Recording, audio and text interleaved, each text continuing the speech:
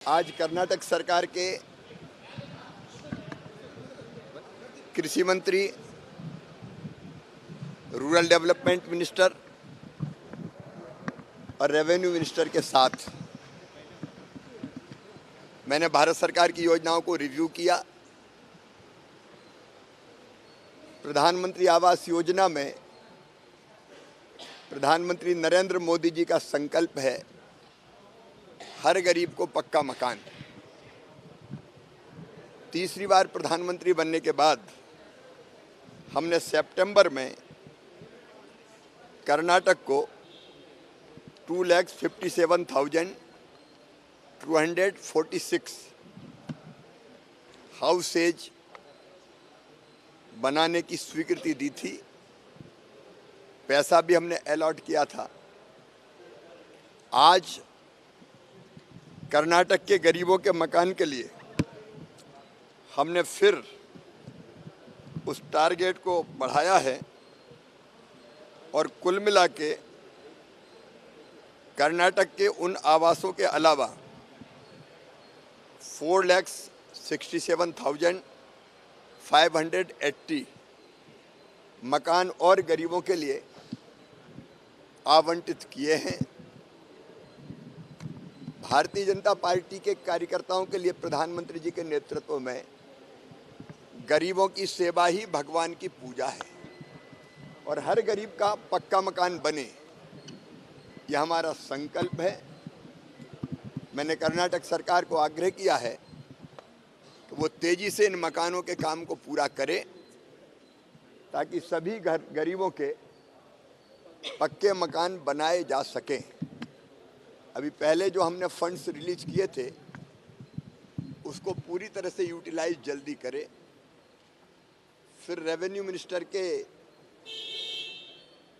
Water side schemes के तहत भी उन्होंने आग्रह किया तो 97 करोड़ रुपया अतिरिक्त फंड्स हम वाटर साइड स्कीम्स के लिए कर्नाटक को रिलीज कर रहे हैं। एग्रीकल्चर मिनिस्टर ने मैकेनाइजेशन की स्कीम के तहत अतिरिक्त फंड्स की मांग की थी, वो भी हमने स्वीकार किया है। तीनों मंत्रियों ने कुछ और ज्ञापन मुझे सौंपे हैं। जैसे आत्मा में उन्होंने कहा, आत्मा योजना है एग्रीकल्चर डिपार्टमेंट की, एडिशनल स्टाफ को सैंक्शन करने का, वो भी हमने माना है। देखिए, प्रधानमंत्री जी के नेतृत्व में हमको 2047 तक विकसित भारत का निर्माण करना है।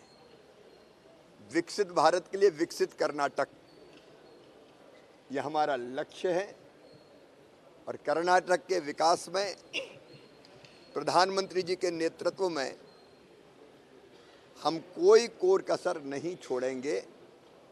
राज्य सरकार से मेरा आग्रह है कि वो समय पर फंड्स ठीक से खर्च करें, यूटिलाइजेशन सर्टिफिकेट भेजे तो भारत सरकार कर्नाटक की बेहतरी के लिए कोई कसर नहीं छोड़ेगी। मैं बहुत पॉजिटिव एटीट्यूड के साथ आज कर्नाटक के दौरे पर हूं और अभी सुपारी उत्पादक किसानों से मिलने शिमोगा भी जा रहा हूं।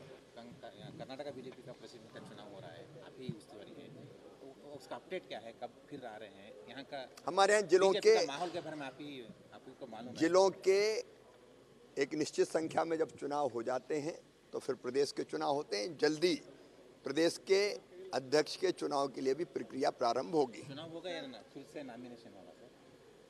हमारे भारतीय जनता पार्टी अकेली है जो हमारे यहाँ हर स्तर पर, हमारे यहाँ तो बूथ की कमेटी भी चुनते हैं, हम अध्यक्ष भी हम चुनते हैं। ये अलग बात है कि सर्वसम्मति से चुनते हैं कई जगह, उसमें क्या दिक्कत है, सब मिलकर तय करते हैं। आज कर्नाटक सरकार के कृषि मंत्री, रूरल डेवलपमेंट मिनिस्टर और रेवेन्यू मिनिस्टर के साथ मैंने भारत सरकार की योजनाओं को रिव्यू किया। प्रधानमंत्री आवास योजना में प्रधानमंत्री नरेंद्र मोदी जी का संकल्प है हर गरीब को पक्का मकान।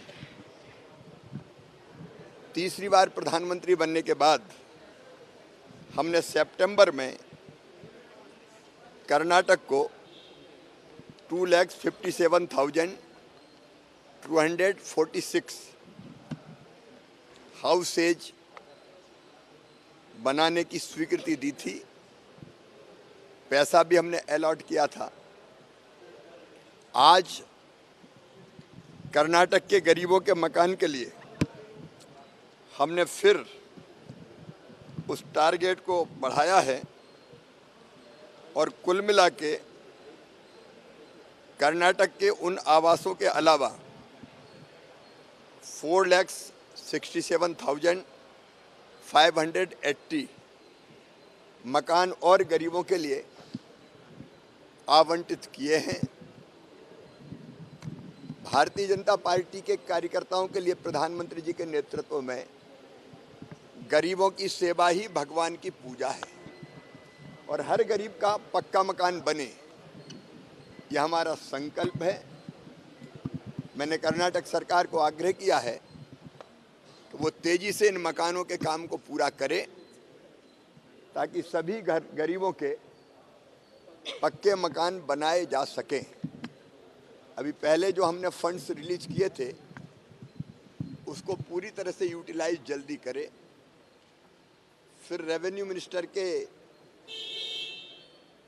वाटरशेड स्कीम्स के तहत भी उन्होंने आग्रह किया, तो 97 करोड़ रुपया अतिरिक्त फंड्स हम वाटरशेड स्कीम्स के लिए कर्नाटक को रिलीज कर रहे हैं। एग्रीकल्चर मिनिस्टर ने मैकेनाइजेशन की स्कीम के तहत अतिरिक्त फंड्स की मांग की थी, वो भी हमने स्वीकार किया है। तीनों मंत्रियों ने कुछ और ज्ञापन मुझे सौंपे हैं, जैसे आत्मा में उन्होंने कहा, आत्मा योजना है एग्रीकल्चर डिपार्टमेंट की, एडिशनल स्टाफ को सैंक्शन करने का, वो भी हमने माना है। देखिए, प्रधानमंत्री जी के नेतृत्व में हमको 2047 तक विकसित भारत का निर्माण करना है। विकसित भारत के लिए विकसित कर्नाटक, यह हमारा लक्ष्य है और कर्नाटक के विकास में प्रधानमंत्री जी के नेतृत्व में हम कोई कोर कसर नहीं छोड़ेंगे।